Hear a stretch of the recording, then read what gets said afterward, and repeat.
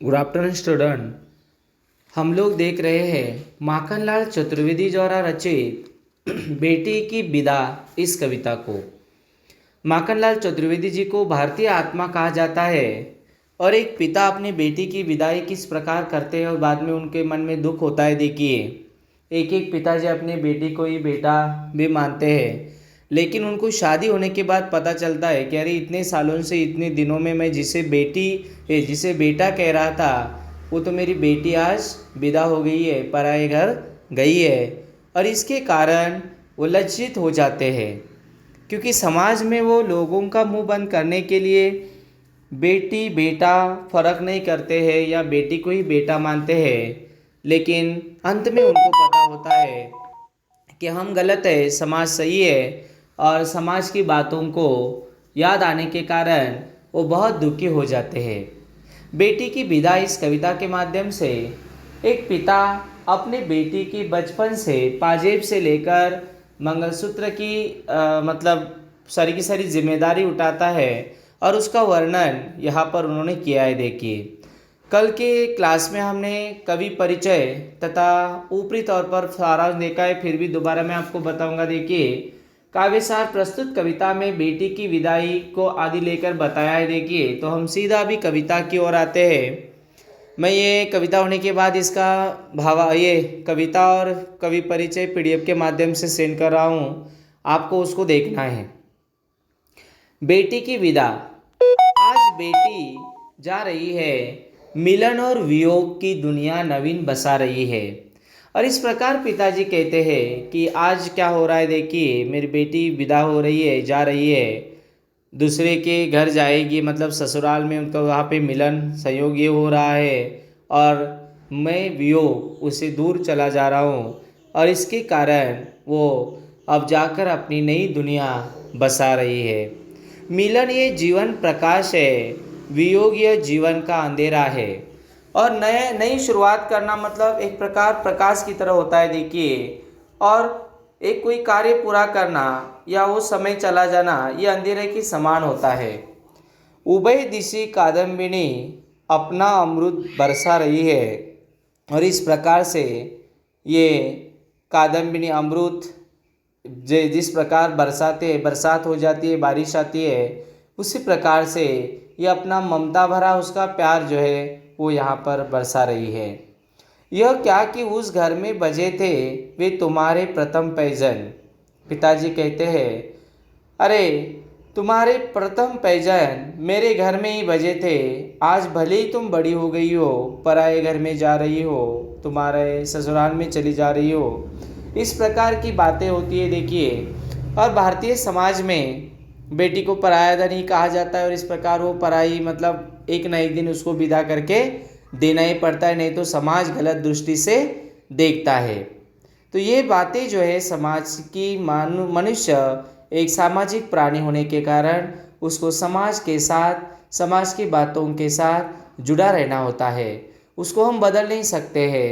इस प्रकार से एक पिता के मन की पीड़ा, दुख, दर्द क्या होता है, ये माखनलाल चतुर्वेदी जी ने अपनी इस प्रस्तुत कविता के माध्यम से हमें बताने की कोशिश की है, या हमारे सम्मुख रखने की कोशिश की है। देखिए, यह क्या कि इस आंगन सुने थे वे सजीले मृदुल रुणझुन।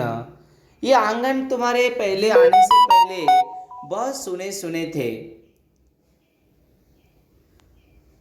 तो इस प्रकार से वो बोलते हैं कि यह क्या कि इस आंगन सुने थे वे सजीले मृदुल रुंझुन। यह क्या कि इस विधि तुम्हारे तोतले से बोल फूटे। यह क्या कि इस वैभव बने थे चित्र हंसते और उठे थे। और इस प्रकार से जब तुमने बोलना सीखा तब तुम तोतली भाषा में आदि भी बोला करती थी। वो तुम्हारे शब्द, वो तुम्हारी बातें आदि इस प्रकार आज भी मुझे याद दिला रही है। आज यादों का खजाना याद भर रह जाएगा क्या, यह मधुर प्रत्यक्ष सपनों के बहाने जाएगा क्या। अरे यादों का खजाना ये इसी प्रकार याद ही रहेगा क्या, और यह मधुर प्रत्यक्ष सपनों के बहाने ही रह जाएंगे। इस प्रकार का सवाल वो पूछ रहे। देखिए, गोदी के बरसों को धीरे धीरे भूल चली हो रानी। और वो माता पिता की रानी होती है, बाद में ससुराल में जाती है तो लक्ष्मी होती है, और फिर अंत में एक बाई। तो इस प्रकार रानी लक्ष्मीबाई वो बन जाती है बेटी। गोदी के बरसों को धीरे धीरे भूल चली हो रानी। जो गोद में तुमने माता पिता के गोद में खेला है, कूदा है, यहाँ के हमारे आंगन को हरा भरा या घर को हरा भरा कर दिया है, लेकिन आज तुम उसको भूल रही हो क्या? पहले की लड़की आदि किस प्रकार पुराने जमाने की रोती थी, सब कुछ स्नेह था। एक आध दूसरा पौधा अपने मैके से ससुराल लेकर जाती थी, क्योंकि पहले मोबाइल की दुनिया आदि नहीं थी। आज कैसे सुबह शादी होके जाएगी, रात को फिर वीडियो कॉल वो कर सकती है। टेक्नोलॉजी है, तकनीकी क्षेत्र है हमारे साथ। और इस प्रकार का व्यवहार जो है आज के इस समय में परिवर्तन ला रहा है। देखिए गाँव में आपने देखा होगा कि गले में किस प्रकार से वो नई दुल्हन रोती है, माता पिता के अड़ोस पड़ोस के आदि। और बाकी एक एक जगह हम देखते हैं तो कोई आज रोता धोता भी नहीं है, क्योंकि उनका लिपा पोती वो मेकअप ये वादी करते वो चला जाएगा फिर। और इसके कारण आज ये दृश्य भी हमें देखने को मिलता है। बचपन की मधुरीली कुमकुम के प्रतीक फूल चली हो रानी, छोड़ जानवी कुल नेह धारा के कुल चली हो रानी। मैं इस झूला बांधा है अपने घर झूल चली हो रानी।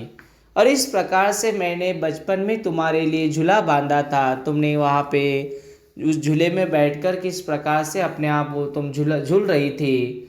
और आज ये हमारा कुल, मैके का कुल छोड़कर तुम पराए कुल में जा रही हो, वही ससुराल तुम्हारा अंतिम ये होगा। और अक्सर माता पिता बेटियों को कहते हैं, देखिए विदाई के समय, देख बेटी कि आज तुम्हारी डोली जा रही है, दोबारा वापस आरती आनी है। मतलब एक बार शादी ब्याह होने के बाद दोबारा माता पिता के घर में जाकर हम रह नहीं सकते हैं। एक दो दिन के लिए की बात वो अलग होती है, उनके पास जाते हैं, रहते हैं, 2-4 दिन की बात होती है तो कोई बात नहीं। ज़्यादा से ज़्यादा दिन रहना हमने आरंभ किया तो सबसे पहले पड़ोसियों को खुशी होती है, वो बोलते क्या हुआ, ये झगड़ के आई होगी ससुराल में। और वो सवाल पड़ोस वाली चाची ज़रूर आपसे पूछेगी, अरे बेटी तुम अभी इधर ही दिखाई दे रही हो, क्या हुआ, कैसे हुआ, क्यों आई हो। तो ये बातें होती है। देखिए भले ही माता पिता कितने अमीर क्यों न हो, लेकिन बेटी को अपने ससुराल में ही रहना पड़ता है। जो भी रूखी सूखी है उसको खा पी कर अपने दिन काटने पड़ते हैं। आपने महाभारत में ज़्यादा नहीं बल्कि रामायण में वो आपको उदाहरण देखने को मिला होगा। तो ये सारे के सारे उदाहरण, ये पौराणिक कथाएं या ऐसी कविताओं के माध्यम से हमें सतेज होना होता है। देखिए हम सतेज हो जाते हैं। ये बातें, मेरा गर्व समय के चरणों पर कितना बेबस लौटा है, मेरा वैभव प्रभु की आज्ञा पर कितना कितना छोटा है। अरे प्रभु ने मुझे ये खुशियाँ दी थी बेटी तुम्हारे रूप में, और आज एक पल में तुम्हारी विदाई हो गई तो सारी खुशियाँ मुझसे उसने छीन ली, उन्होंने छीन ली। भगवान ने मुझसे सारी खुशियाँ छीन ली और फिर मुझे आज बेबस लौटना पड़ रहा है। प्रभु ने इस प्रकार ये सब कुछ मुझसे छीन लिया। आज उसास मधुर लगती है और सांस कटु है, भारी है। तेरे विदा दिवस पर हिम्मत ने कैसी हिम्मत हारी है। अरे बेटी तुम्हारी विदाई का आज दिन है, आज विदाई तुम्हारी हो जाएगी तो मैं सांस भी नहीं ले पा रहा हूँ। इतना दुख, इतना कष्ट मुझे हुआ है और मैं कैसे हिम्मत बांध लूँ। मुझे विदा दिवस पर हिम्मत ने कैसी हिम्मत हारी है फिर।